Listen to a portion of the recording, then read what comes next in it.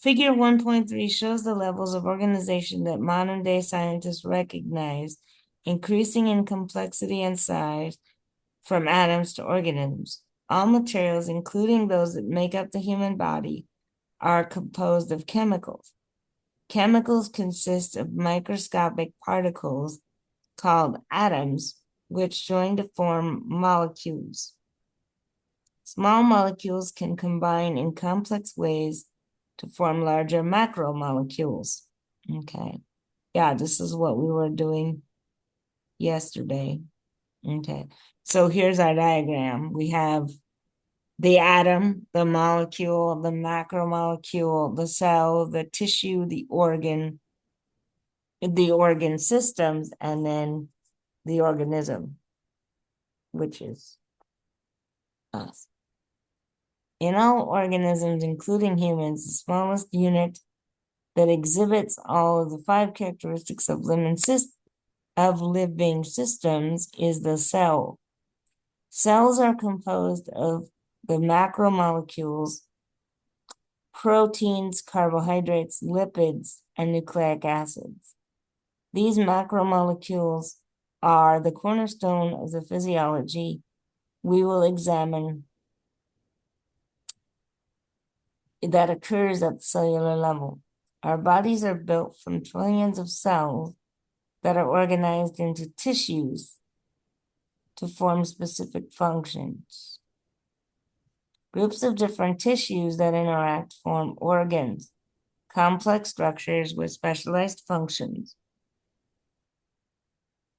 And groups of organs that function closely together compose organ systems. Organ systems make up an organism, which in this case is a multicellular living thing, a human.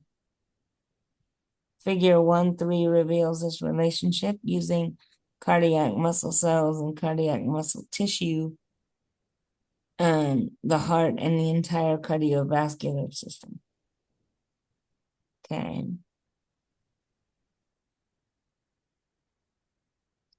So there's different characteristics of life. And the processes of growth, reproduction, responsiveness, movement, and metabolism. How does the human body illustrate levels of organization? Okay, so click on where it says enter. Larger structures are composed of smaller and smaller components. For example, the body consists of several systems, such as the cardiovascular system.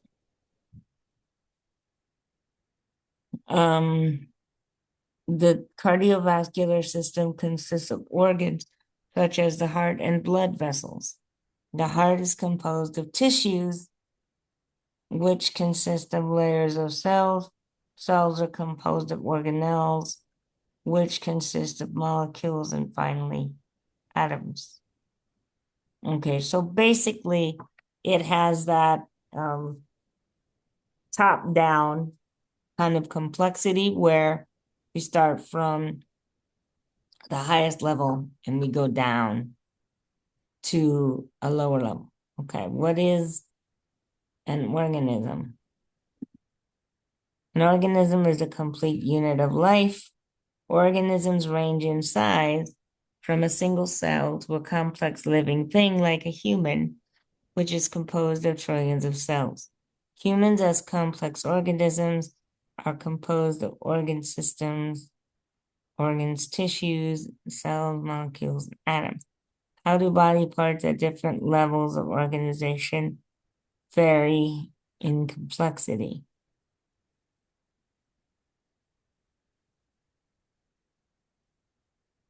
Okay, so yeah. Typically, the higher the level of organization a structure is part of, the more complex it is. For example, a molecule is composed of 2 or more atoms. Therefore, a molecule is more complex than an atom. Okay. An organ system, such as the cardiovascular system, is composed of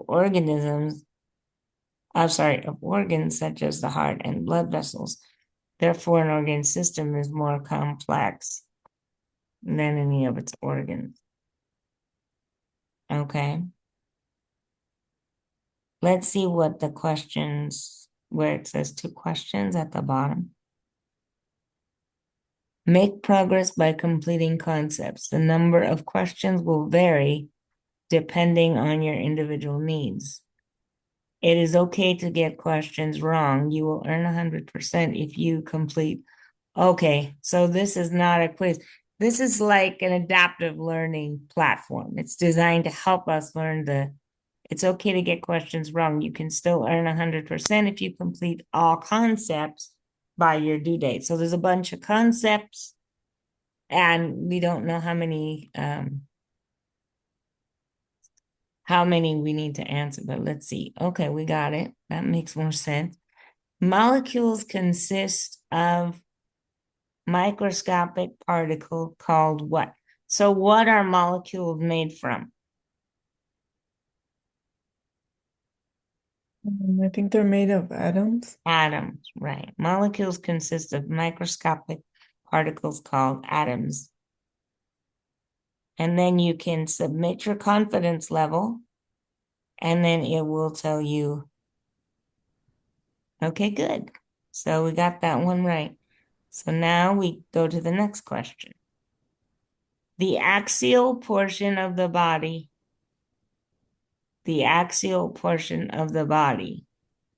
has a neck, trunk, and okay, if you need help, you click on where it says review these concept resources. Read about this concept. Okay, so the human body is divided into an axial portion, which includes the head, neck, and trunk. The head, the neck, the trunk. And an appendicular portion, which includes the upper and lower limbs. So if we go back to the question, they gave us head, neck, and okay, so they put neck, trunk. So head is going to go in here. HEAD. Uh-huh. Gonna. Okay. You can. Okay, good. So now, okay, in a membrane of the thoracic or abdominal pelvic cavities, the blank layers lines the cavity wall, and the blank layers cover the surface of the internal organs. Again, this is not part of what we read. So, we have to probably go ahead and review it.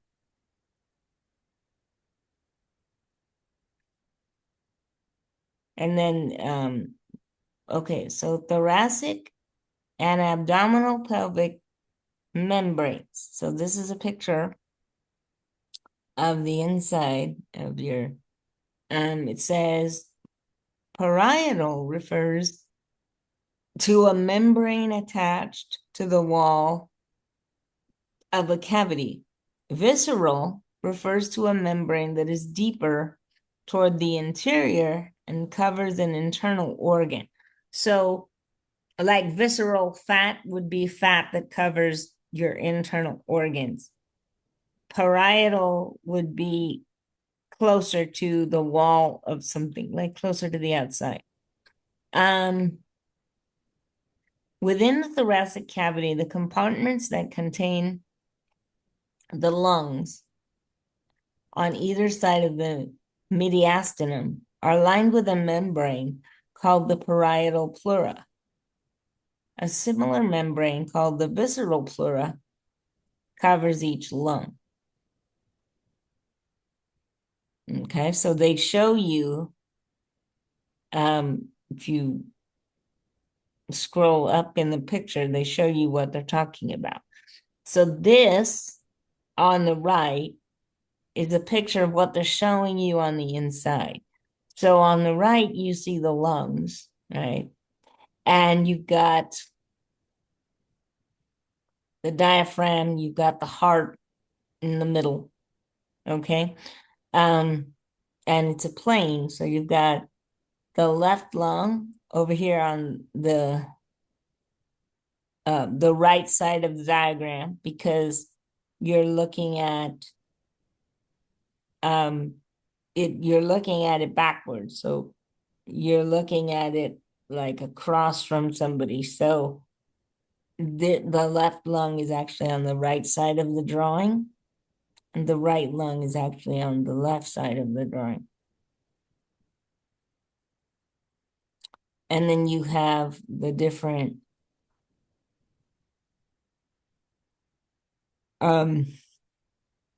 cross sections, and you can see the pericardial layers here, the ribs. Then you've got the chambers of the heart. We've got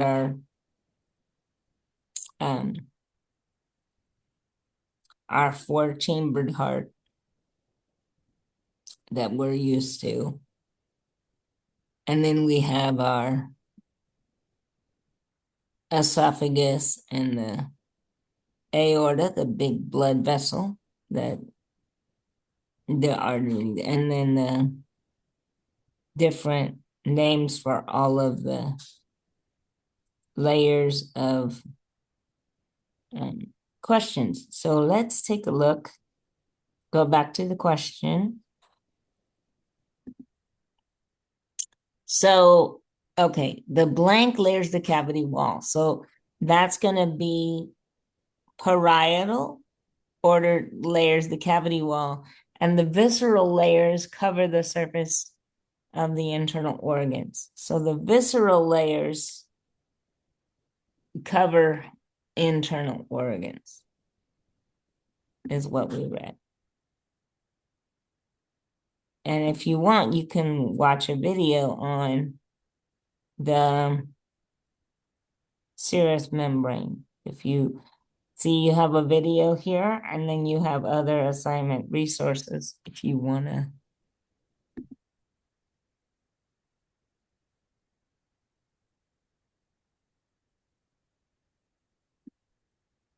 The ventral body cavities are shown here. These spaces are lined with serous membranes, which help reduce friction between moving parts. So to visualize the arrangement of serous membranes around organs, it's useful to imagine a fist pushing into a balloon. Two layers of the balloon wall are formed. Directly contacting the fist is the inner balloon wall. The outer balloon wall is separated from the inner by air. So now let's imagine the fist was instead an internal organ. The inner visceral serous membrane contacts the organ directly, whereas the outer parietal layer lines the body cavity, and the space between corresponds to the serous cavity containing a thin film of serous fluid. This fluid serves as a lubricant, enabling the visceral and parietal layers to slide freely, and this is important to accommodate movements of the heart, lungs, and digestive organs. So now let's name the specific serous membranes in the ventral body cavities, starting with the heart, which is surrounded by a serous membrane called the pericardium. The visceral pericardium contacts the heart directly and folds back on itself to form the parietal pericardium, which forms a sac around the heart. And between these two layers is the pericardial cavity containing serous fluid. Now notice that the same layers are there as with the balloon analogy. We are simply adding the word pericardium. The end result is like a flattened sac that encloses the heart and allows it to move without friction. The same pattern is seen with the lungs. The lungs are surrounded by a serous membrane called the pleura, specifically an inner visceral pleura and an outer parietal pleura, separated by a pleural cavity. Finally, a similar arrangement exists in the abdominal pelvic cavity. And in this sagittal section, you can see many digestive organs lined with a serous membrane called the peritoneum. And although it appears more complex, the same layers are there. an inner visceral peritoneum, and an outer parietal peritoneum separated by a peritoneal cavity. Okay, so that was semi-explanatory. So just know that these are there for you when you, and it probably, go ahead and go to the next, okay.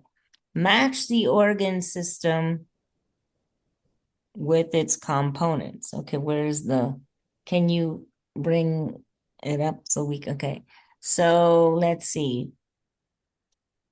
Okay, so the first one is scrotum, testes, epididymis, ductus deferentia, seminal vesicles, prostate gland, bulbourethral glands, penis, and urethra. So all of these that I just read that come from that first box, which system do they go with? Female reproduction, male reproduction, urinary, or endocrine systems? I think it's male reproduction That's system. male. Yeah, that's male reproductive. So you drag it to where it says, yeah. Then the next one says ovaries, uterine tubes, uterus, vagina, clitoris, and vulva.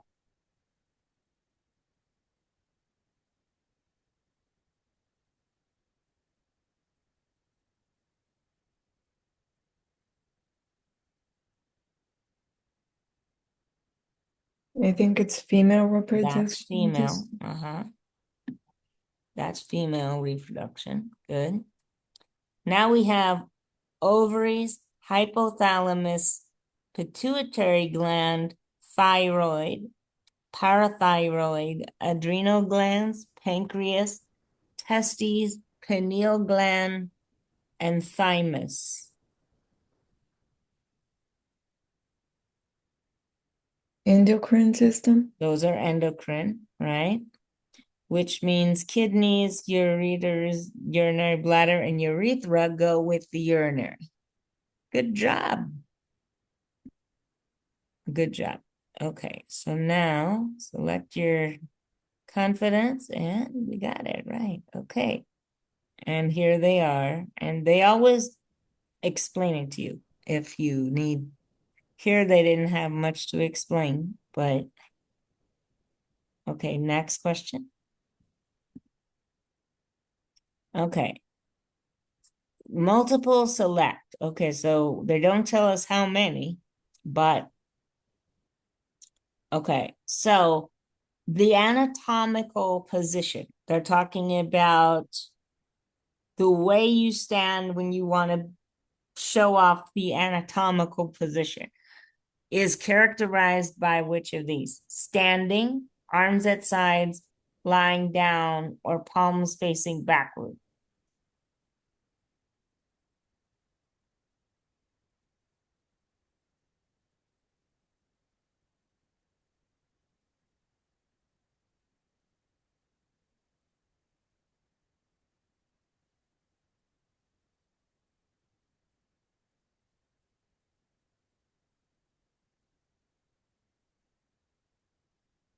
If you need help, you can click on the review button. Review these concept resources. Read about this concept. To communicate effectively with one another, researchers and clinicians have developed a set of precise terms to describe anatomy. These terms concern the relative position of body parts, relate to imaginary planes along which cuts may be made, and describe body regions. This is kind of the same as when we were doing mathematics and we would draw the plane, remember, and we would have to plot dots on the grid. And we had rules about what number had to go first and all that. This is kind of similar. This is like their coordinate system. So they have what they call an anatomic position. And it says, use of such terms assumes that the body is in the anatomical position. This means that the body is standing erect, which means standing up straight, facing forward with the upper limbs, that would be your arms, at the sides, and your palms forward. Note that the terms right and left refer to the right and left of the body in anatomical position. Okay, so you have to be standing up straight, facing forward, arms at your sides, and palms forward. So let's go back to the question. Now, standing, we read that, so standing is part of it. Arms at your sides is part of it. Lying down wasn't part of it, and palms facing backwards is wrong. So just those two. Okay. All right, next question. Okay, now this we did read about yesterday. Atoms join to form chemical groups called what? Which in turn join to form what? So when you put atoms together, what do you get when you put two atoms together?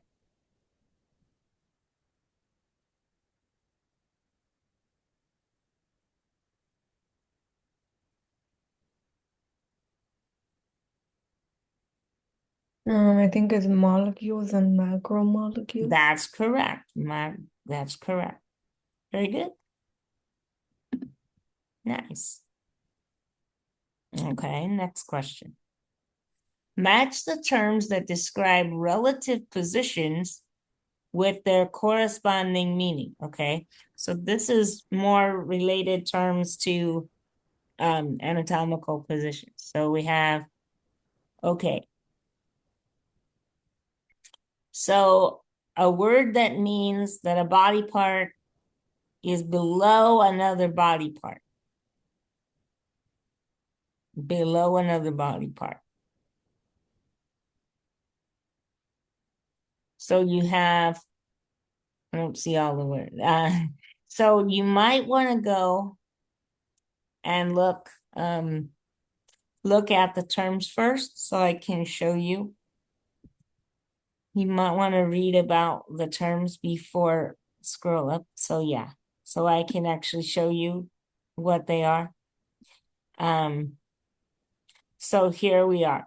So terms of relative position describe the location of one body part with, and there's a figure if you need to see it. Superior means that a body part is above another body part. So the thoracic cavity is superior to the abdominal pelvic cavity. Inferior means that the body part is below another body part. So superior and inferior mean above and below. Anterior or ventral, this one gets tricky because it has two words that mean the same thing. Anterior or ventral means toward the front. The eyes are anterior to the brain. The eyes are in front of the brain. Posterior or dorsal means toward the back or toward the spine. So the pharynx is posterior to the oral cavity. Medial refers to an imaginary midline dividing the body into equal right and left halves. A body part is medial if it's closer to midline than another body part. The nose is medial to the eyes. Lateral means toward the side, away from midline. The ears are are lateral to the eyes. Bilateral refers to paired structures, one of which is on each side of the midline. So we have like your bilateral extremities, your left and right arms, your left and right legs, your feet, those are bilateral.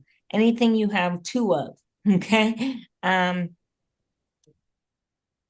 So ipsilateral refers to structures on the same side. So like your left arm and your left leg would be ipsilateral. Contralateral refers to structures on the opposite side. A patient with a fractured bone in the right leg would have to bear weight on the contralateral. So if your right leg was broken, you wouldn't be able to walk on it. So you'd have to bear weight on your contralateral side.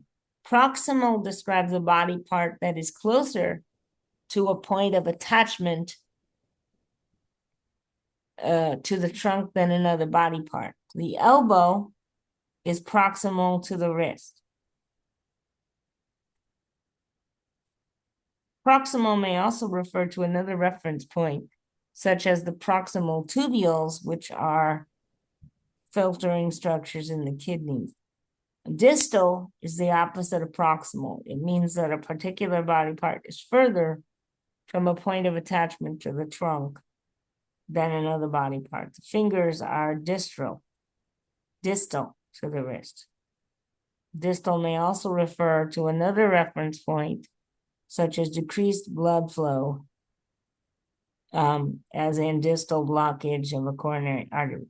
Superficial means situated near the surface. The epidermis, is the superficial layer of skin.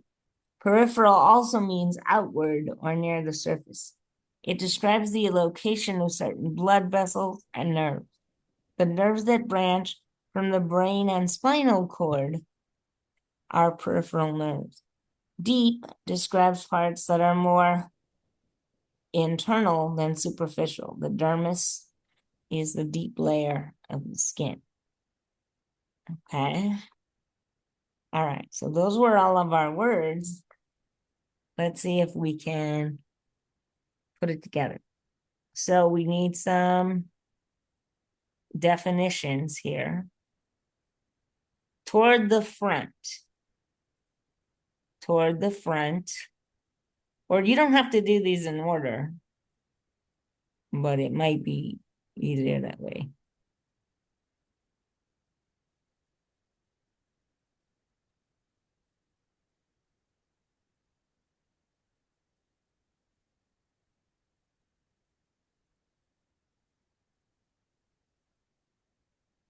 Toward the front is gonna be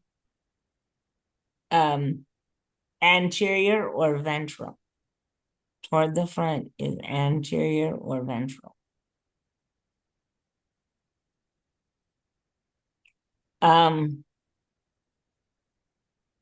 Okay, so we have the other word you have that's above that, inferior, that means that a body part is below another body part. So superior and inferior are above and below, respectively. So inferior means that a body part is below another body part. Okay, so click that. And that goes with inferior. Okay. The other one on the other side means that a body part is above another body part. That's superior.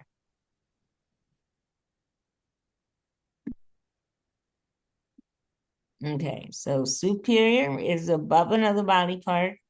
Inferior means below another body part. Anterior or ventral means toward the front. Posterior means toward the back. So there's another, yeah, you got another one that means toward the back. Now, medial looks kind of like middle or media. That's middle. So this is closer to the midline. And lateral would be to the side away from the midline. If you have lateral movement, you can move it away from the midline. Okay, so it's just matching vocabulary there. Okay. You're just about between knowing the words, she probably wants you to know structures.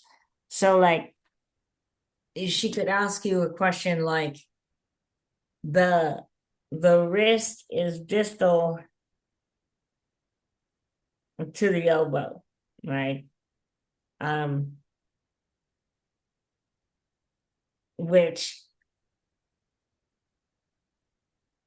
that would mean like far away. So you have to know how they're used in context too, I would imagine. But go ahead, let's keep going and see how we do.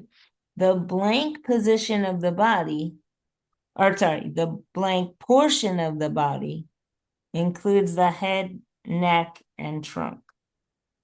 Okay, do you remember? We did this, but we did this, but we had a different fill in the blank. We had a fill in the blank for this portion. So what portion of the body was that? That includes the head, neck, and trunk. You can look at it if you don't remember.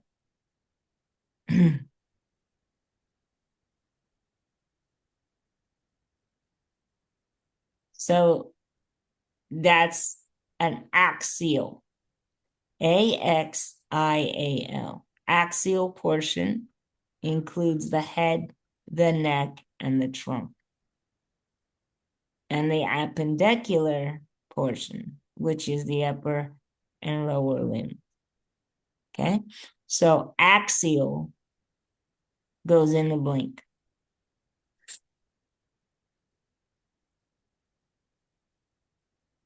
Okay. Okay.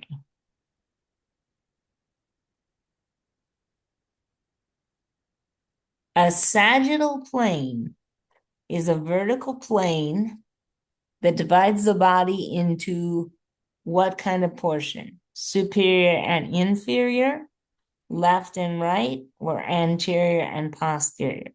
A sagittal plane. These are the planes that cut the body in half. We didn't have these on the slides.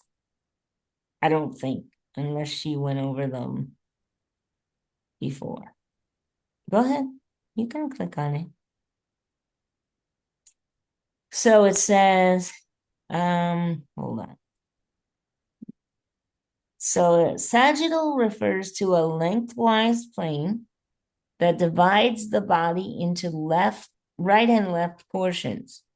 If a sagittal plane passes along the midline and thus divides the body into equal parts, it is called the median or mid-sagittal. A sagittal section lateral to midline is called parasagittal.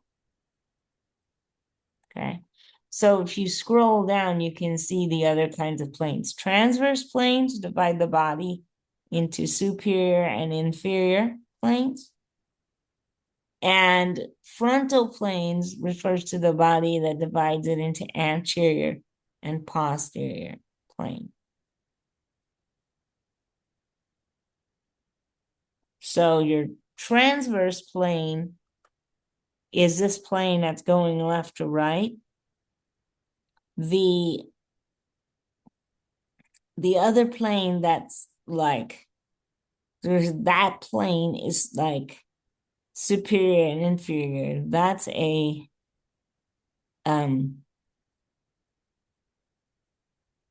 frontal plane.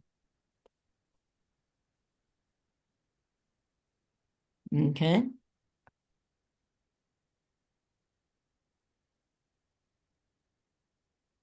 So that gives you some of the, and then this talks about cross sections. Sometimes a cylindrical organ, such as a long bone, is sectioned. In this case, a cut across the structure is called a cross section. An angular cut is an oblique section, and a lengthwise cut is a longitudinal section. And they show you what those look like down below. So the cross sections are just across it, like horizontally.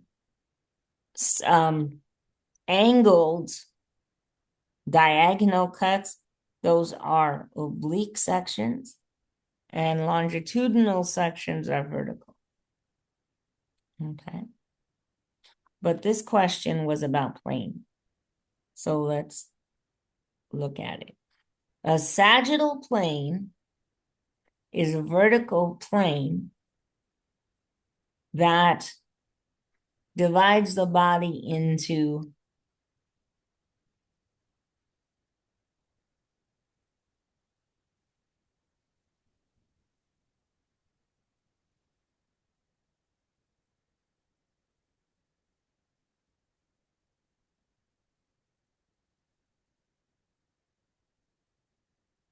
which kind of portions?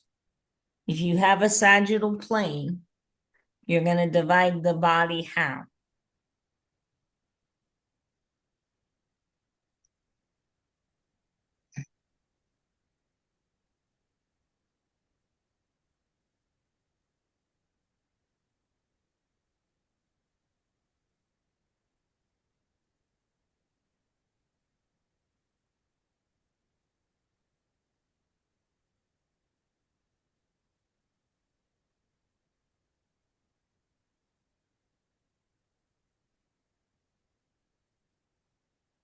That's going to be left and right portion. Left and right portions.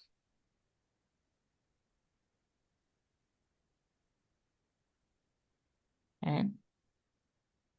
Remember that the frontal or coronal plane divides the body into anterior and posterior. Okay. So you might want to write those down in your notes. Here they helped you out. Okay. So sagittal planes divide the body left to right. Transverse planes divide the body superior and inferior, above and below. Okay. And anterior posterior is the coronal plane that's in front and behind. So basically you have above, below, in front, behind, and then you have left and right side of the body. So the coronal plane divides the body into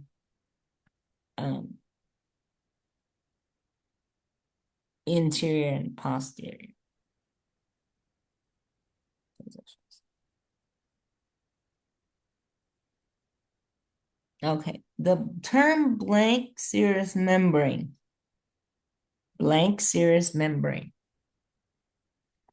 refers to any serous membrane that covers the surface of internal organ. The term blank serous membrane refers to any serous membrane that lines the wall of a cavity. Okay, this goes back to the video, okay? So, though the sentence is basically the same, except for this next part. So the first blank is the serous membrane that covers the surface of the internal organs. And then there's another serous membrane that covers, that lines the wall of a cavity?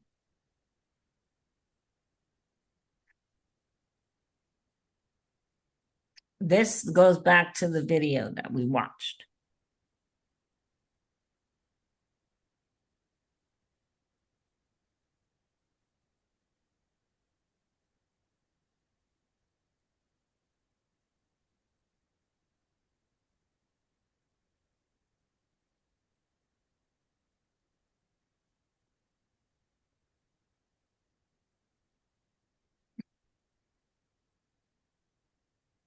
The ventral body cavities are shown here. These spaces are lined with serous membranes, which help reduce friction between moving parts. So to visualize the arrangement of serous membranes around organs, it's useful to imagine a fist pushing into a balloon. Two layers of the balloon wall are formed. Directly contacting the fist is the inner balloon wall. The outer balloon wall is separated from the inner by air. So now let's imagine the fist was instead an internal organ. The inner visceral serous membrane contacts the organ directly, whereas the outer parietal layer lines the body cavity. And the space between corresponds to the serous cavity containing a thin film of So serous. those are the two words This that fluid we serves learned. as a lubricant. The enabling visceral visceral layer parietal layers to contacts slide the freely. organ And this is directly, important to accommodate movements of the and the heart, parietal, digestive organs. So now let's the specific serous membranes in the ventral body cavities, starting with the heart, which is surrounded by a serous membrane called the pericardium. The visceral pericardium contacts the heart directly and folds back on itself to form the parietal pericardium, which forms a sac around the heart. And between these two layers is the pericardial cavity containing serous fluid. Now notice that the same layers are there as with the balloon analogy. We are simply adding the word pericardium. The end result is like a flattened sac that encloses the heart and allows it to move without friction. The same pattern is seen with the lungs.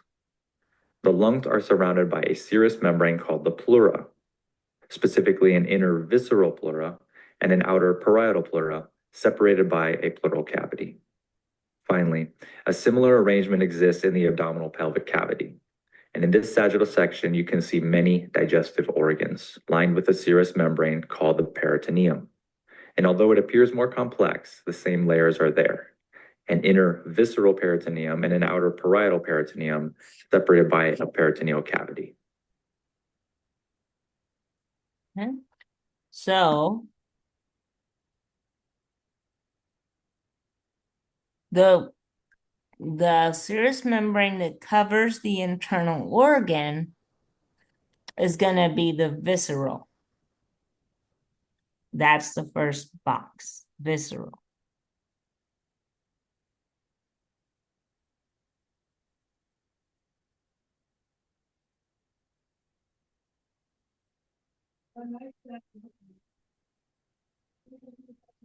Okay.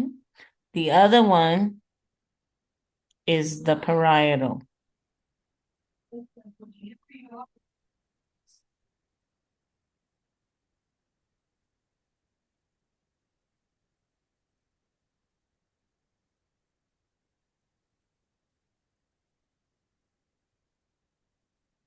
Good job. Nice.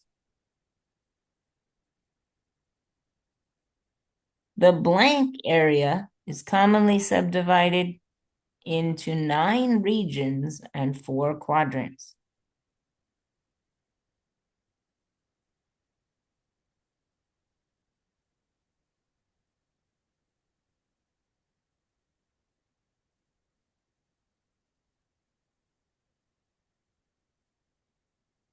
Okay, I don't know. I'm looking at this, I'm like, I don't know. So we're gonna have to review it. Okay, the 9 regions and 9, okay. A number of terms designate the body regions. The abdominal, hold on. The abdominal area is subdivided into the following 9 regions. Oh, wow. Okay. So they divide the abdomen into 9 regions. And here's your tic-tac-toe board on this person's abdomen.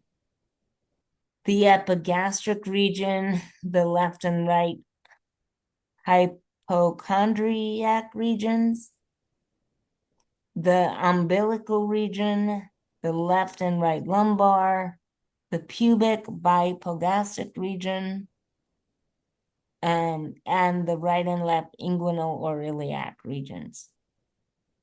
So the abdominal cavity has 9 regions.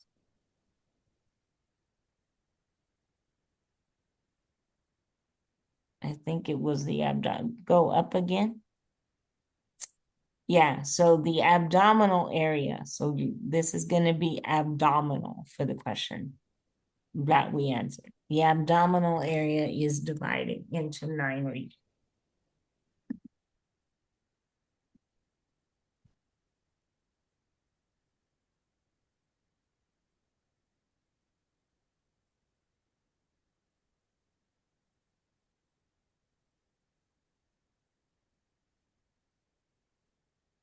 Okay, more vocabulary words. Okay, so these are different systems. Integumentary, lymphatic, urinary, and digestive systems.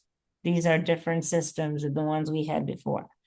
This first one says, carry certain fatty substances away from the digestive organs and aids in defending the body against disease-causing agents. Then the bottom one says, receives foods, breaks down molecules into nutrients that can pass through the cell membrane and eliminates materials that are not absorbed.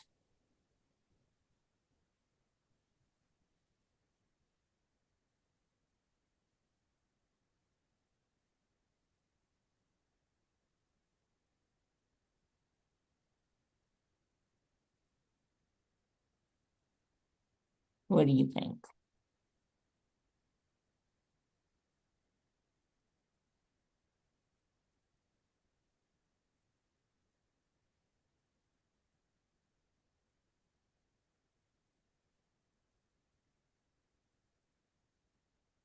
The third one, the upper right one, says protects underlying tissues, regulates body temperature, houses sensory receptors, and synthesizes various substances. And the last one says filters waste from the blood and helps maintain water and electrolyte concentration and the acidity of the internal environment.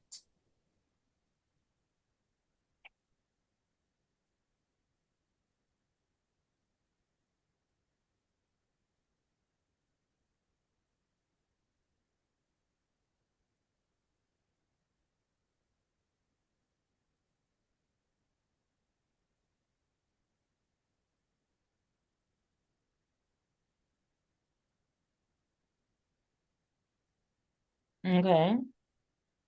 Which one do you think that is? Digestive system. I think you're right. That's the digestive system.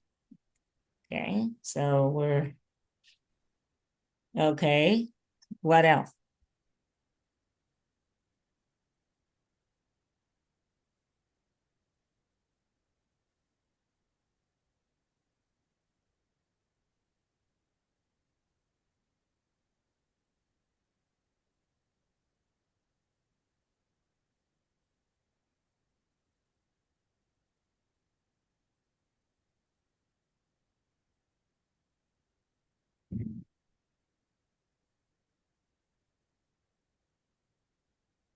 Integumentary is another word for your skin, basically.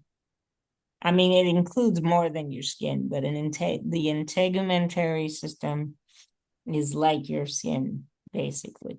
So which one of those sounds like it would be something your skin would do? Yeah, that one. That's integumentary, okay? Now see if you can figure out the other two.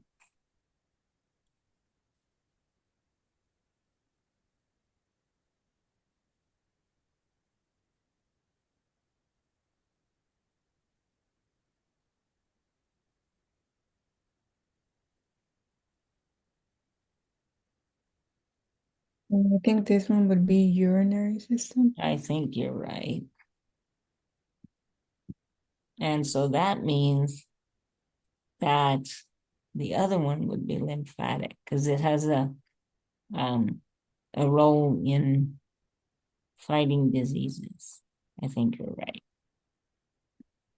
Try that. Very nice. Ta-da! Very good. Okay. All right.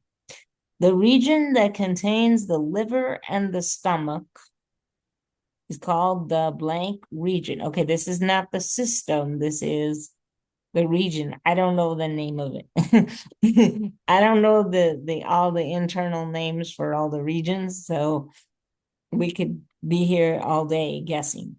The number of terms designate body regions. Okay. The liver and the, okay, I think we need to go down to see, okay, we need to figure out, okay, so we need to look for the liver and the stomach. Okay, so that's gonna, okay, so it's one of the regions of the abdomen. So we need to look for the liver and the stomach, okay? So that stomach is gonna be the J-shaped organ that we see here. And I think, let me check this really quick, but I think it's because it doesn't tell us which organs are where in that, but I think it's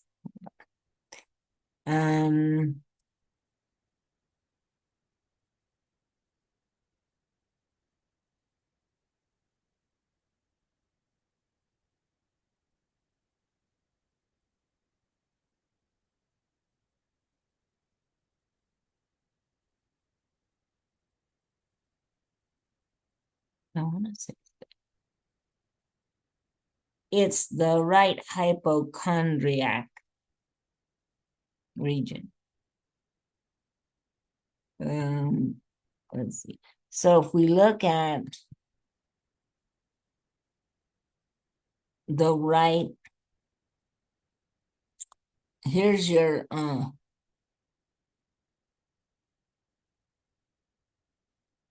it's gonna be in this region over here because this is your intestine, so it has to be connected. The stomach has to empty into here, so it has to be okay. Let's go to the question. It's called the right hypochondriac.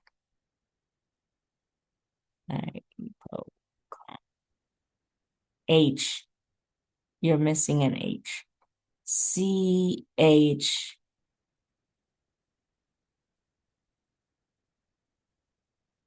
ONDRIAC.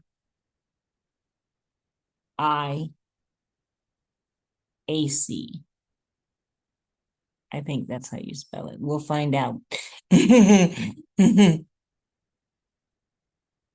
Okay. Oh, they just wanted. Oh, they didn't want us to be that specific. Okay. They just wanted abdominal, which you were in. So they wanted a less specific answer than we gave them. Okay, we can, I'm sure they'll give us a chance to come back to that. The anatomical position, okay, we did a question like this before. So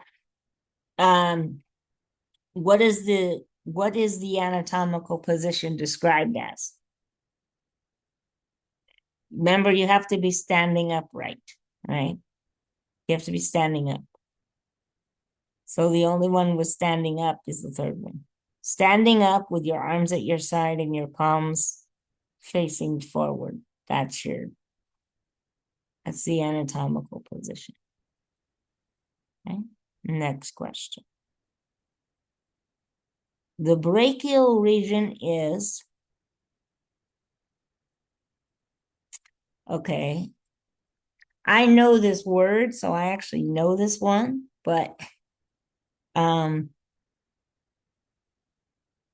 if you don't, you can look it up. The brachial region.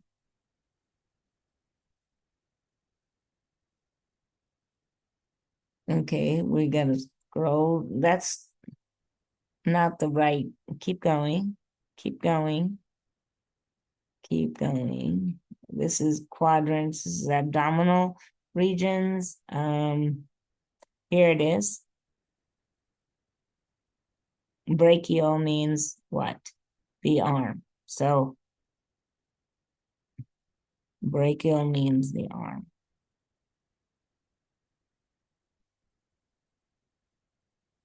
There you go. Good job. The positional term indicated by letter A.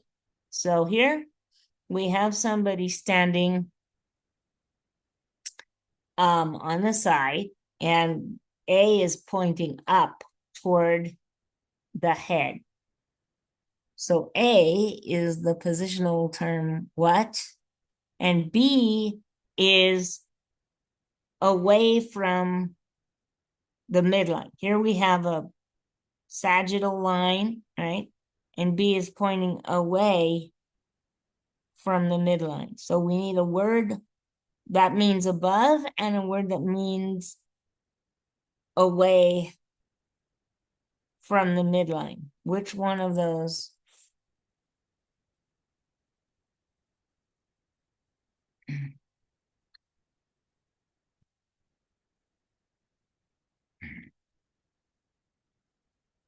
Would it be?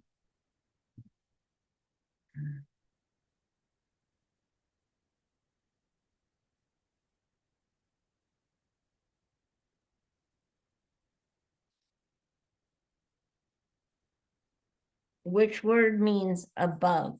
Do you remember?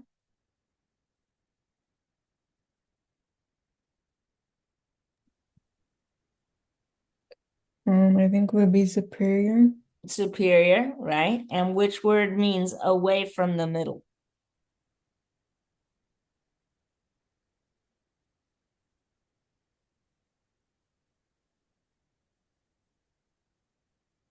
That would be lateral. Lateral means to the side, which is what they're pointing at. So I think it's the second option. Superior and lateral. We'll find out.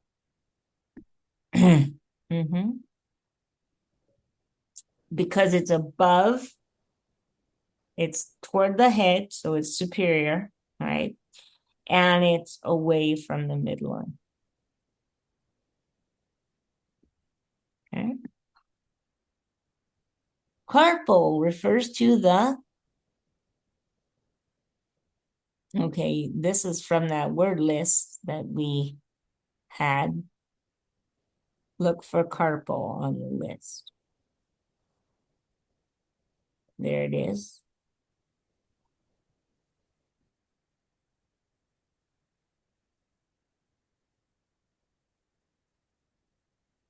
Good. Nice.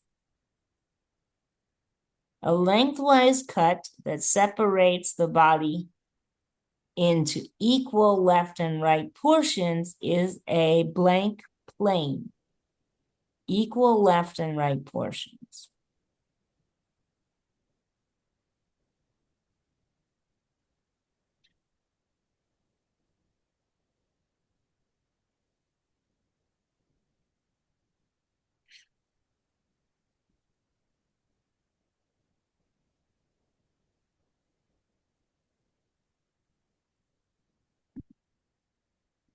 It'll have the word there. The plane is on top. You see it? No, where it says body sections. You see where it says Okay, so it says, look it. So sagittal refers to a lengthwise plane that divides the body into right and left portions.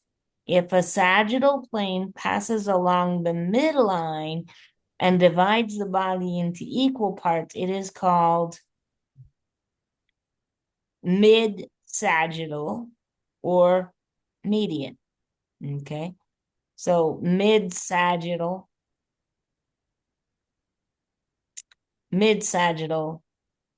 um they should take mid-sagittal too because they're the same. Mid-sagittal, so one G and two T's. Mid-sagittal, right? It's a plane that's right in the middle as opposed to a vertical plane that's offset.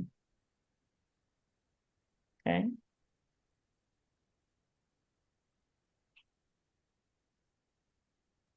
So mid-sagittal. Uh-huh. Uh-huh. Mm-hmm. Good job. They would have taken any of those. Mid-sagittal, median, or sagittal, either. Any of those they would have taken. The subdivisions of the abdominal area are 9 abdominal regions and 4 abdominal quadrants. 9 abdominal regions, like the tic-tac-toe that we saw, and 4 quadrants.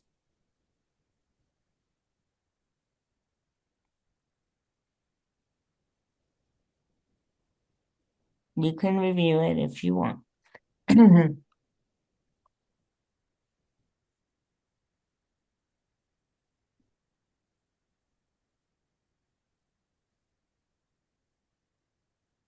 9 regions as shown. So you've got a bunch of regions. Now, if you scroll down a little bit, we didn't read this part.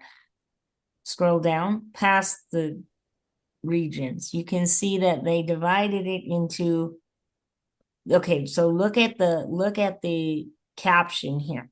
The abdominal area is commonly subdivided in 2 ways. 9 regions, that's the tic-tac-toe that you saw, and 4 quadrants. So if you scroll up just a little bit, scroll up so you can see it. Up to the man with the tic-tac-toe on his okay, here's your 9 regions. Okay, which they listed for you there, the 9 regions and the 4 quadrants. The right upper, the left upper, the right lower, the left lower. Okay, so 9 regions, 4 quadrants is the answer to this question.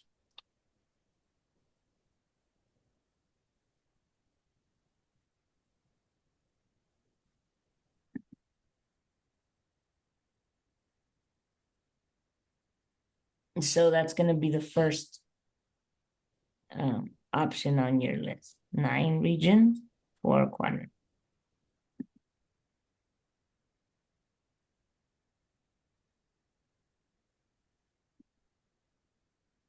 Okay.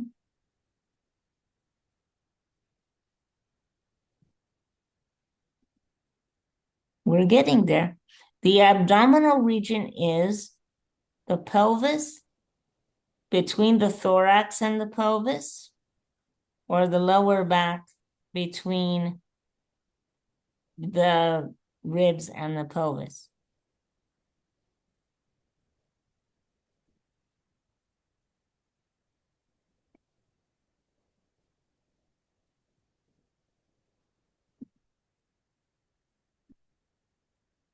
So it says, okay, that's the types of, that doesn't tell us anything about the pelvis. Uh, this is the types of, I think it was before that, probably. Yeah, so here, okay, so the pelvis, so the abdominal region is gonna be this region here. So you've got, it's below the chest, right? So it's inferior to the chest. The abdominal region is here, okay? And it's,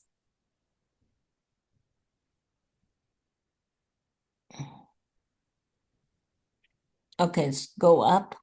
Is there something that they described?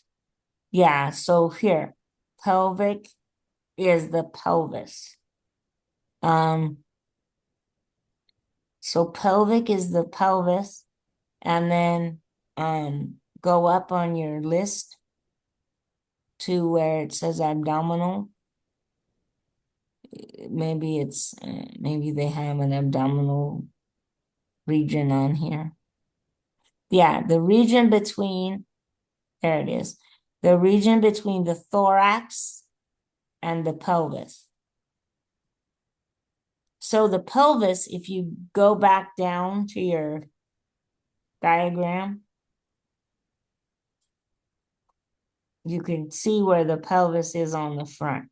So the pelvis is basically where your hips start. Is kind of just above your hips would be where your pelvis would start. So the thorax is up here in your neck area. So your abdominal cavity goes roughly from below your neck to just above your hips. That's your abdominal region, okay? So if we go to the questions, it says it's between, the abdominal region is between the thorax and the pelvis.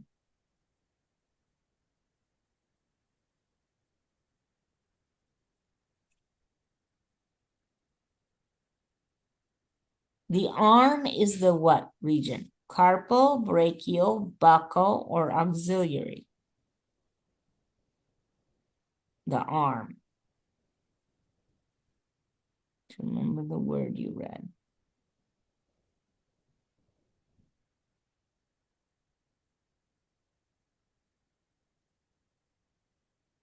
Okay, that's not going to tell us anything about our arms, so we have to go down.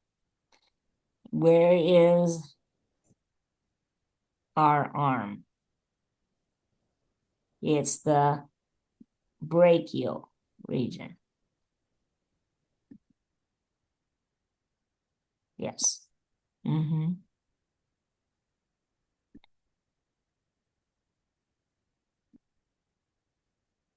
The anatomical term for the region of the wrist is what? Region of the wrist.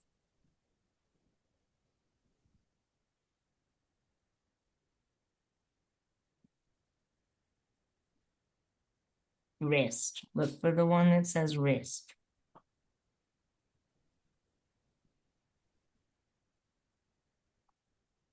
Okay, good. So now you're gonna say, good, carpal. Nice. All right. All righty. And then the region or area, okay, you know this one now. The whole region or area between the thorax and the pelvis is the what? They asked us this question, but they asked us with a different word missing. What region goes from the thorax to the pelvis?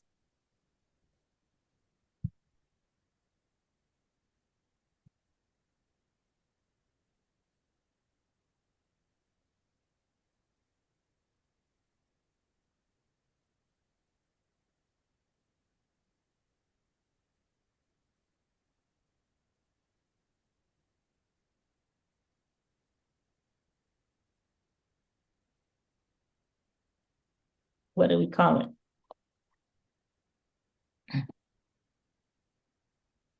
There it is. Stop.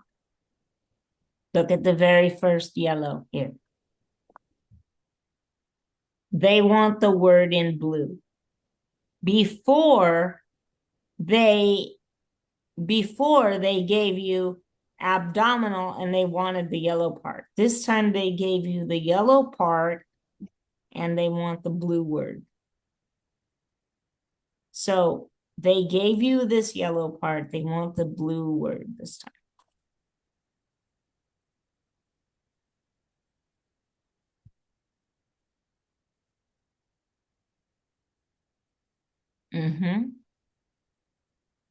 Good. And I think we're done. Okay.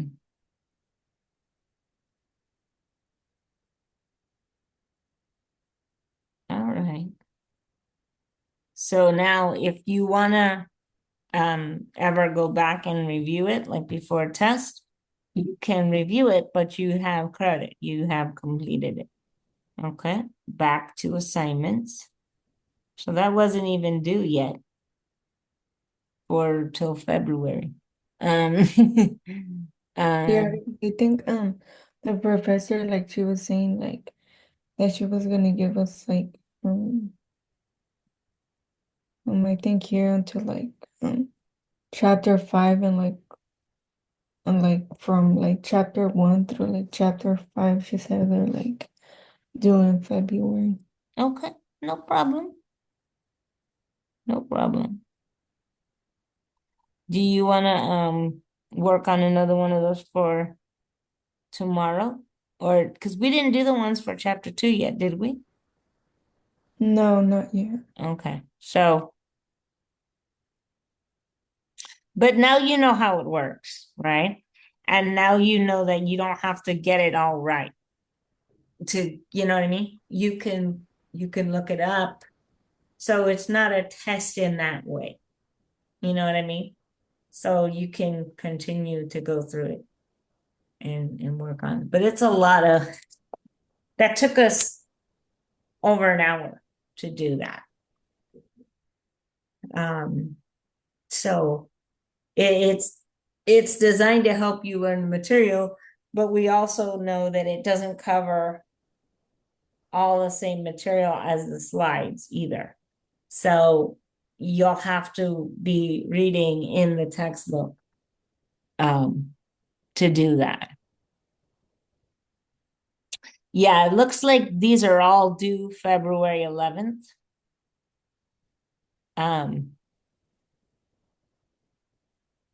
They're all due February 11th, but I don't think she would expect you to have completed 5 chapters after 1 week. And you do have Monday as a holiday, I think. You don't have class on Monday, do you? No, I don't have class on Monday. So yeah, so we can probably get through another one.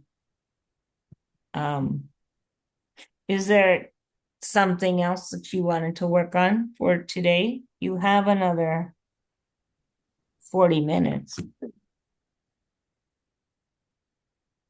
Okay, which one is this? All right, we're looking at okay. All right, so this is the lab portion of your slides. That was our lecture. We're doing the lab. So please bring your material, grading policy, and the quizzes. Okay. Academic dishonesty, blah, blah, blah. Okay, here's how you get tutoring. Okay, we haven't hit anything too hard yet. Be engaged in the lab, use practice, Quizlet, Nearpod, and the biodigital. I don't know what that is, but okay. Common mistakes and tips, don't fall behind. Ask for help early. You study the PowerPoint, study the concepts you're not fully confident with first. Use the manual. Study the Nearpod Lab videos. Okay, use the other resources that are posted. Biodigital. Oh, nice. I guess I've never heard of it, but I've never heard of that. I'm going to look into it really quick. I'm going to just go and save it so I can look at it later. Biodigital.com. Because I've never heard of that. Powering the world's understanding of the human body. Oh, okay. Oh, all right. Let's see. It's an interactive 3D software platform. Oh, interesting. Okay.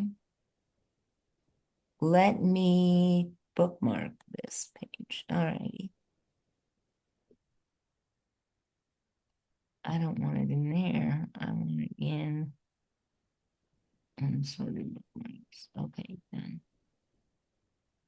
Okay. Meanwhile, back at the ranch, our house, let's see. All right, their learning objectives are there.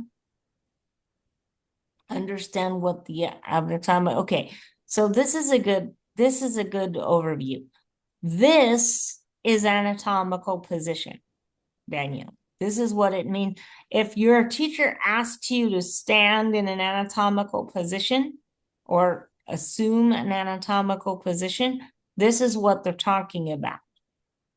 You're going to stand facing forward with your legs together, your arms at your sides, and your palms facing down and outward. Okay? It's a little bit abnormal, but in this position, this is what we call anatomical position. Standing straight with arms by the sides and palms facing anteriorly, facing front, as opposed to posterior with your palms backwards. Okay, why use anatomical terminology? To have a common international language when describing various anatomical structures. Okay. That's kind of what I was telling you about. We do the same thing in mathematics when we want to have a certain way that we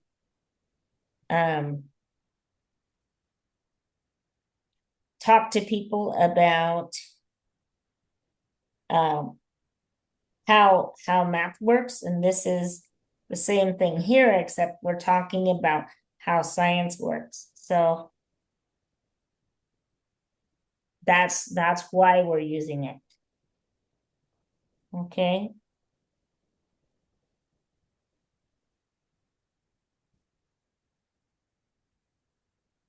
Okay, so then we're going to go over a lot of the terms that we saw before. This is another picture of, so now we know we have to look at the labs. Hang on, I need to, okay. So terms that indicate direction and relationship. Superior, cranial or cephalic. Toward the head or the cranium. Inferior, also called caudal, is toward the feet or downward. So superior, inferior, cranial, caudal. Medial is toward the middle or the central part of the body. Lateral is to the side away from the body. So here, take a look at, scroll up the slide a little bit.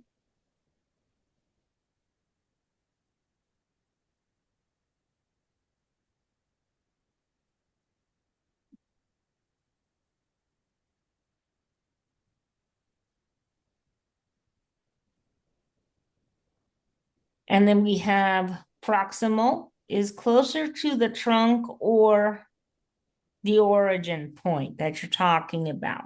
Sometimes we're not talking about the trunk per se, we're talking about another point. Like the wrist is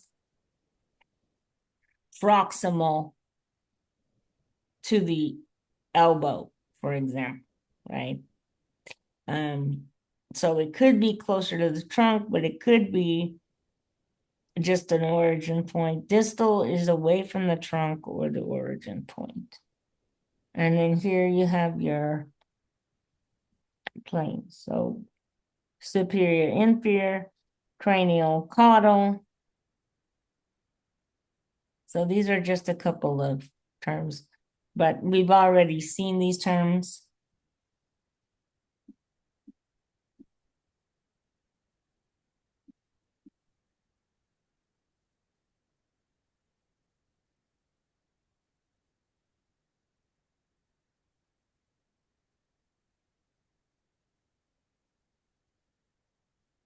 Okay, so those are the same terms that we saw in your lecture material before.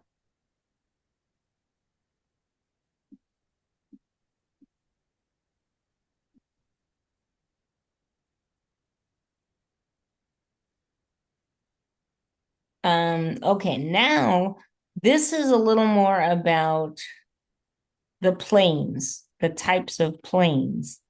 This is a little better picture of those. There's a median plane, there's a frontal plane, there's a transverse plane. So the median plane passes through the center of the body, divides into left and right halves. It's a vertical plane, okay, that divides it into left and right halves. Of a frontal plane is a vertical plane that divides it into anterior and superior. I'm sorry, anterior and posterior. Sorry, anterior and posterior. And then the transverse plane divides it into superior and inferior parts. So anterior, posterior is like front and back. And superior, inferior is like above, below. So it depends on which way the plane is cutting it.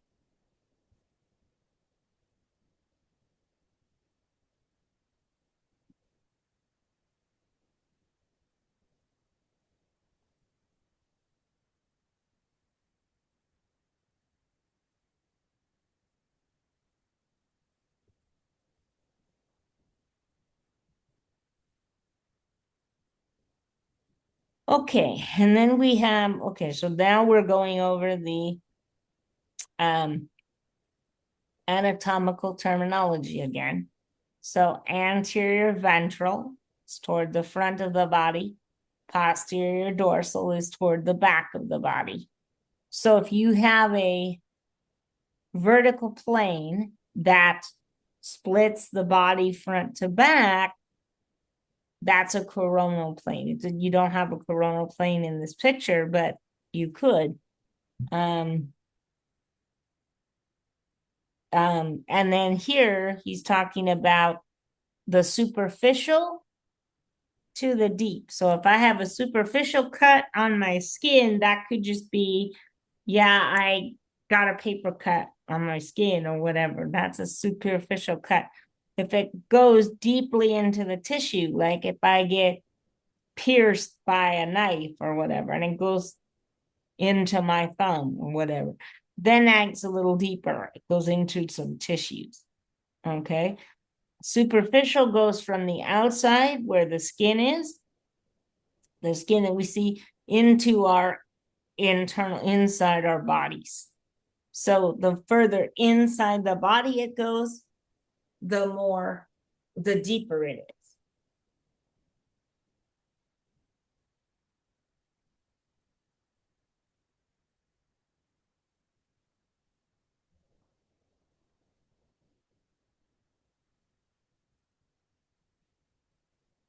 Okay, so this is just reviewing the same material so far that we just spent time going over.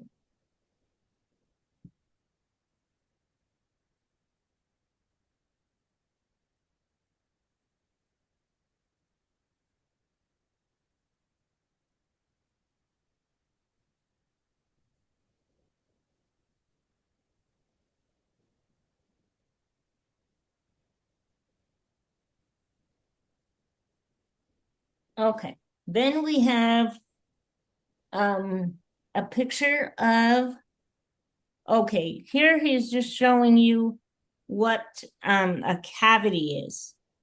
Here we're not talking about the cavities in your teeth, we're talking about the cavities that are in your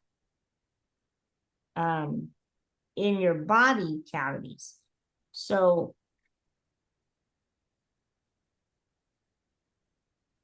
it's a picture here of their fluid-filled or organ-filled spaces.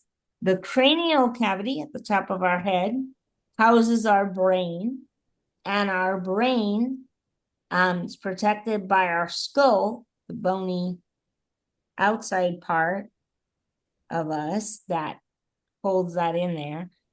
And the brain has cerebrospinal fluid around it that keeps it from sticking to our skull and keeps our brain happy. Okay.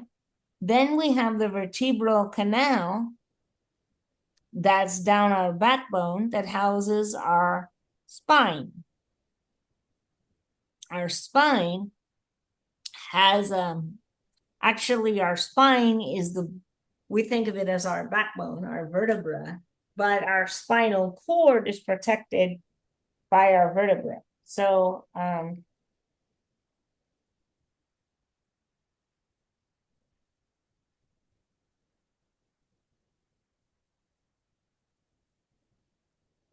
so that's how that works. And if you scroll up the slide a bit, you can see some of the different cavities. He gives you the thoracic cavity. This is a clearer picture of the cavities than your book had.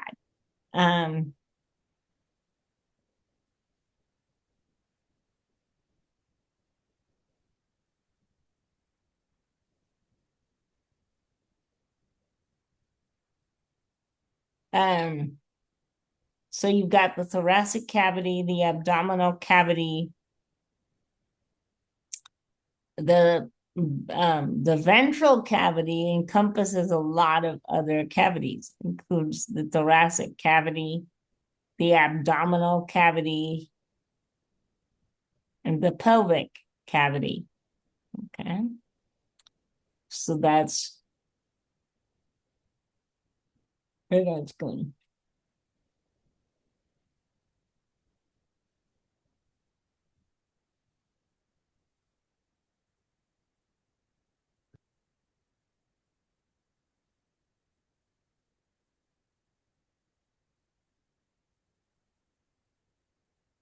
Now we're going to look at ventral cavities. So there's ventral cavities on the left, the front facing cavities. And then we have serous membranes, and there's our balloon. Here's our fluid-filled balloon idea that we saw in the video already. Here's our picture of the thoracic wall with the lungs as another example of how serous membranes, so we have the visceral pleura, the parietal pleura, and the parietal cavity we can also talk about.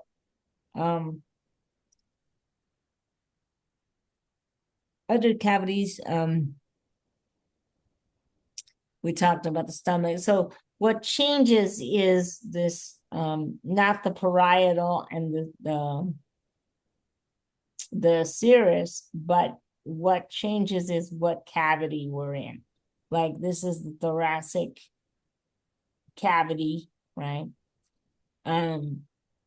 So there's different words for that. Okay. So if you scroll up, you can see it says you have the vertebral cavity, the thoracic cavity. That's you have the mediastinum, the pleural cavity, obviously, right? The diaphragm and the abdominal cavity and the pelvic cavity after that.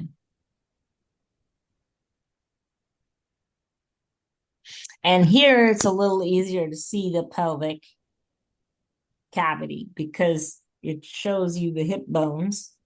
So you can see where the pelvic cavity actually is. It's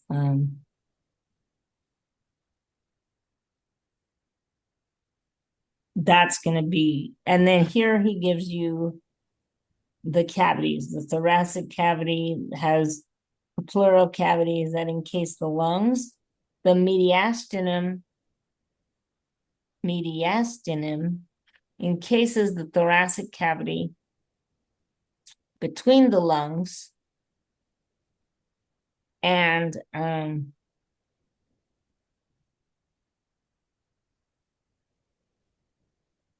the pericardial cavity encases the heart. Okay.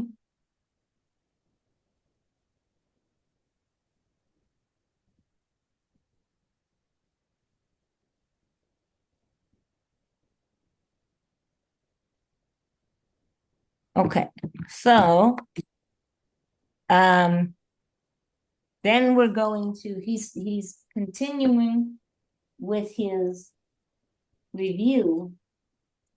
Hang on for a minute. I just dropped my power stick. Oh, yeah. Okay. Okay, so then he is reviewing the rest of the cavities. So we've got the abdominal cavity. The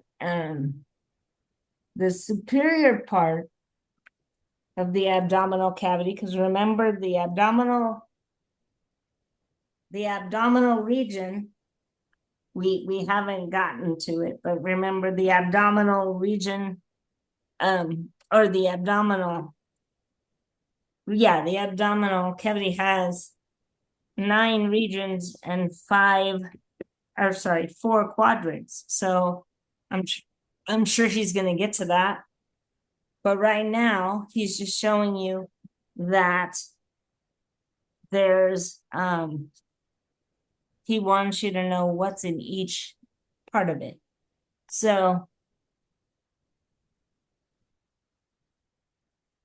he says, the superior houses the digestive organ and the accessory organ. The pelvic cavity encases the inferior, okay, houses the reproductive organs. So it tells you what he has here. And this gives you a sense of which is what. So you have the cranial cavity where you have the brain, and you have the vertebral cavity, which houses spinal cord with its fluid. Then you have the thoracic cavity, right, which is between the lungs, okay? And then you have the superior mediastinum, the pleural cavity that encases the lungs, and then you have the abdominal cavity down here, okay? And you've got the digestive organs, so the stomach, the intestines. Then you've got the accessory organs like the liver, the pancreas, a few others, okay? The pelvic cavity down here, below the hips, this projection is where your hip would be. The inferior houses the reproductive organs. So obviously different if you're male versus if you're female. So that's where he's going with that. Okay.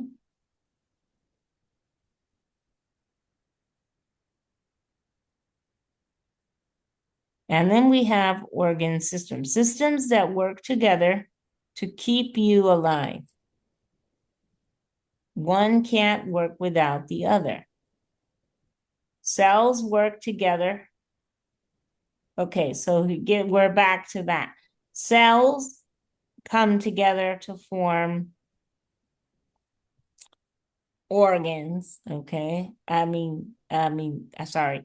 Cells work together to form, when you have a group of cells that work together, you have, then you have tissues and organs. So you have, if you think about what we talked about, you have atoms that come together to make molecules, molecules that come together to make macromolecules, macromolecules that work with, depends on how big your cell is.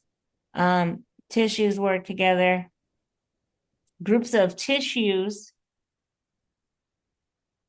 come together to form organs. Cells that have the same function form tissues. So cells work together to form tissues. Tissues work together to form organs. Organs work together to form organ systems. Okay? So the answer to each of these questions is the word below it. Cells work together to form tissues. Tissues work together to form organs.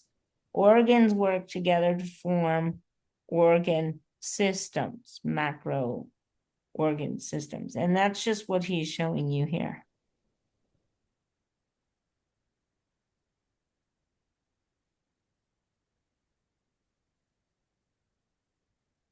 Now here we're going to go into the respiratory system.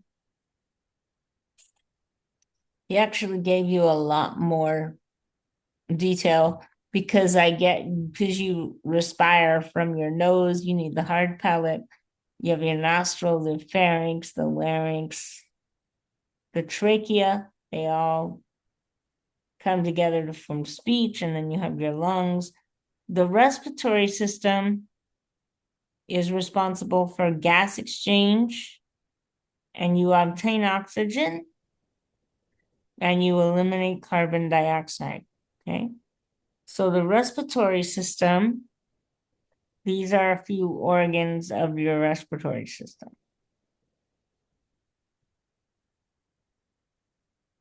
And so, and then this actually shows your bronchi and your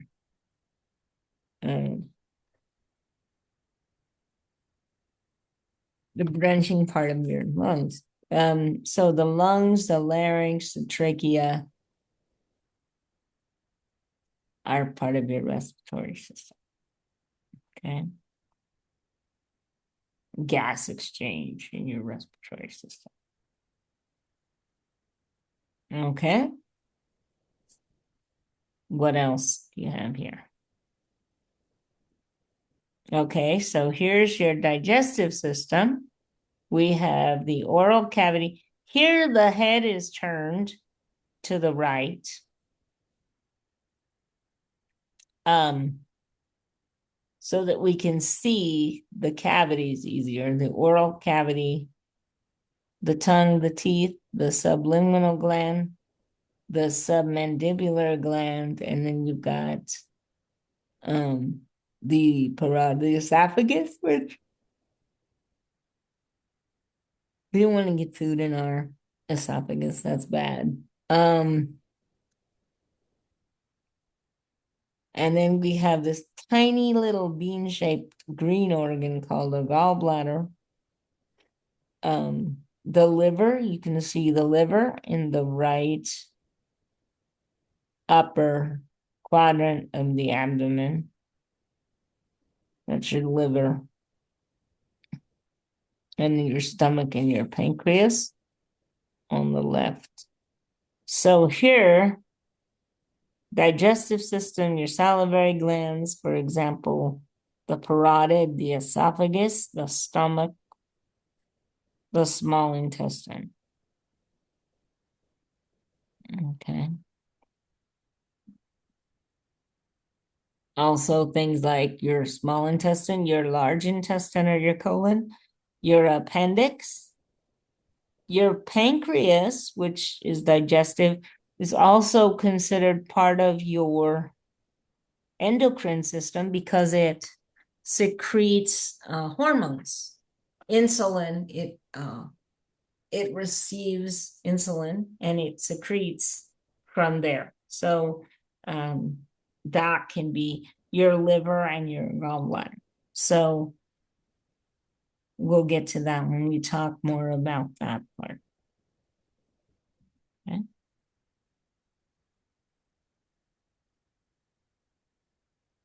Then we're going to talk about cardiovascular system. So the cardiovascular system moves nutrients from the digestive system to the cells. It moves oxygen from the respiratory system to the cells, which is typically what we think of, I think. We don't think about the digestive system, but it does that too, because you eat and your food has to find its way out of your stomach, and the nutrients have to find their way to your cells. The cardiovascular system is responsible for that. And it moves waste molecules to the urinary and the respiratory system. The cardiovascular system includes things like the heart, the aorta. I can't see what else is on the slide here. The abdominal aorta, the thoracic aorta, and then, of course, the inferior vena cava and the superior vena cava. The pipeways, the pipelines to your heart and back out to the body.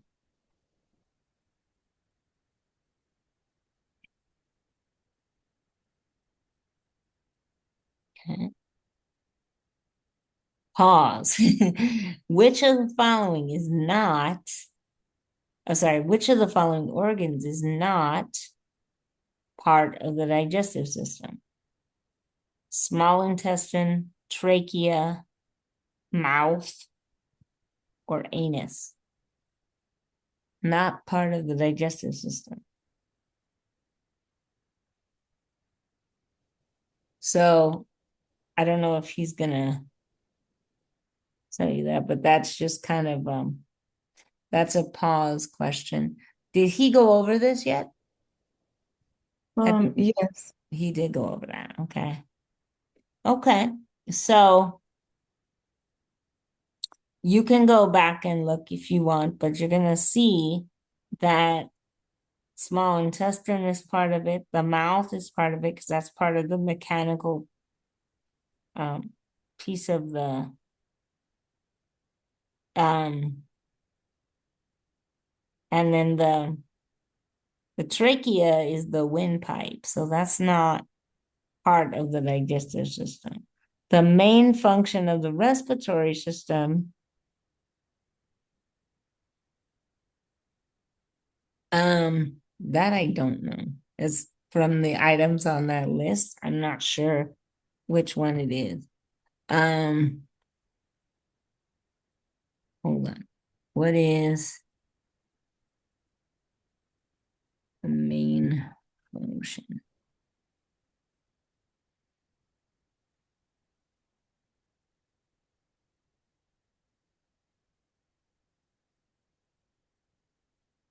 So it moves oxygen and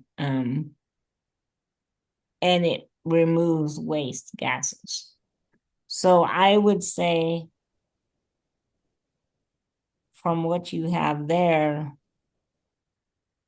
would be to bring in oxygen and release carbon dioxide. That's the main function of the respiratory system. You breathe oxygen and you release carbon dioxide.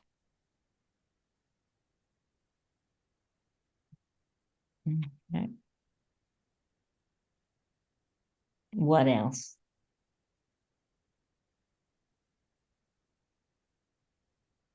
Okay, so then we have the lymphatic system, a secondary transportation system. It's part of the immune system that protects the body, prevents disease, and facilitates recovery. Your spleen and your liver are part of the lymphatic system. Okay. It also includes your tonsils, if you still have those, and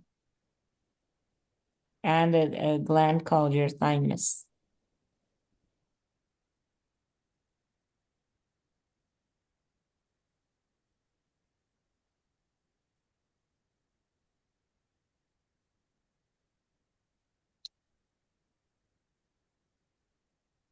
All right, so then we go to the urinary system that eliminates waste. It regulates the body's pH. Remember, that's the acidity. And it also regulates your blood pressure, which you wouldn't think about, but it does that by maintaining the sodium balance with other things in your urine in your bloodstream. So the urinary system involves your kidneys, which most people have two of, unless something's gone wrong, and your ureter and your urinary bladder.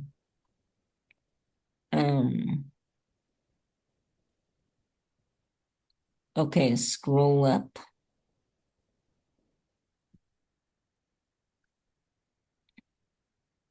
And then we get to the nervous system, the brain, the spinal cord, and the spinal nerves. Okay, you have a bunch of nerves. You have 8 cervical nerves.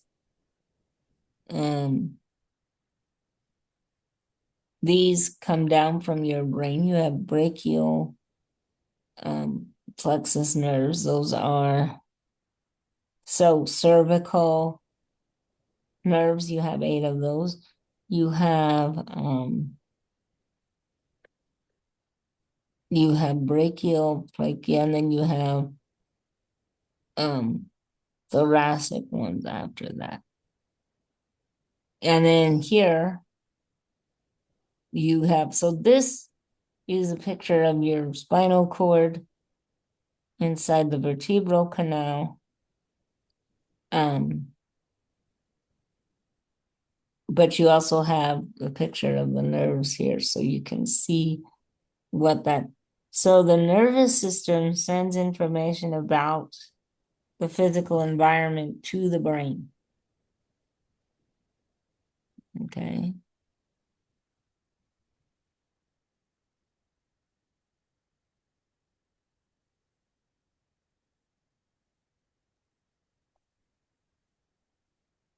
Okay, so we're gonna catch up with, we have a couple more systems. The endocrine system is a secondary communication system that makes and releases hormones, things like insulin or adrenaline or follicle stimulating hormone, things like that, to control body processes. Okay.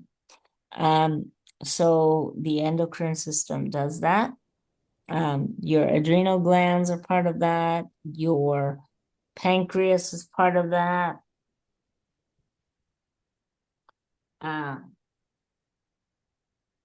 Your pituitary is part of that. Your integumentary system. Let's take a look at your integumentary system. It covers the body to protect it from the loss of water and controls the body's temperature. What organ makes up the integumentary system? The skin, because the skin covers the body, right? Our body's covered with skin. So the integumentary system is basically our skin, okay? A few of the organs in the muscular system. This is your skeleton. We tend to think of it as your skeletal muscle, but doesn't have to be, but that's part of your muscular system. Go ahead.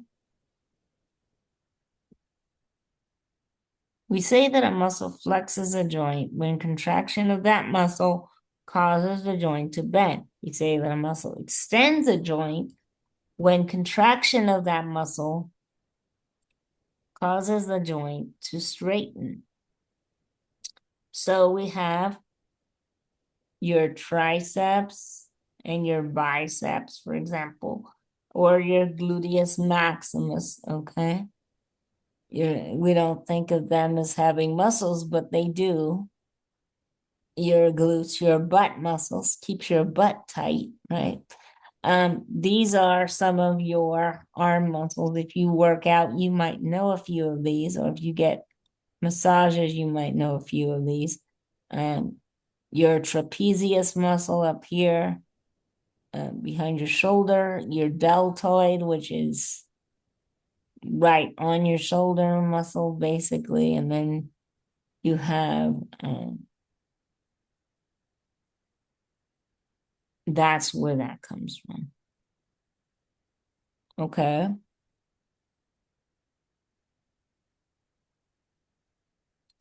The muscular system moves the body upon command from the brain, and it connects to the skeleton to allow movement.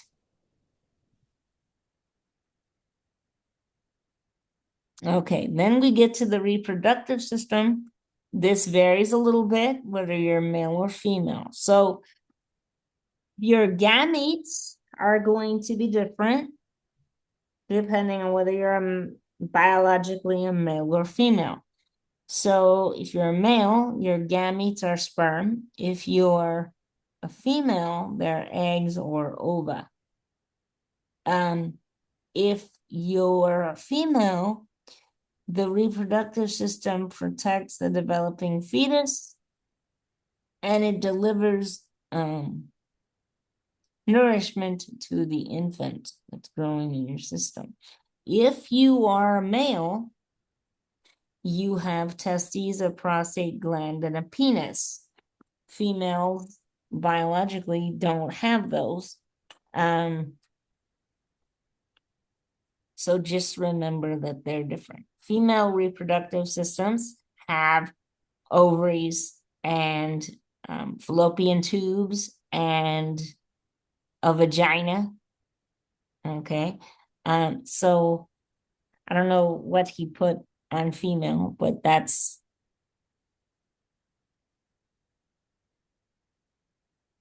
scroll up. Yeah, ovaries, uterus. Okay. I included the fallopian tubes out here. But he also includes the uterus, kind of important, since that's where the baby or the fetus is housed when it's waiting to be born. So the ovaries, the uterus, and the vagina. Okay.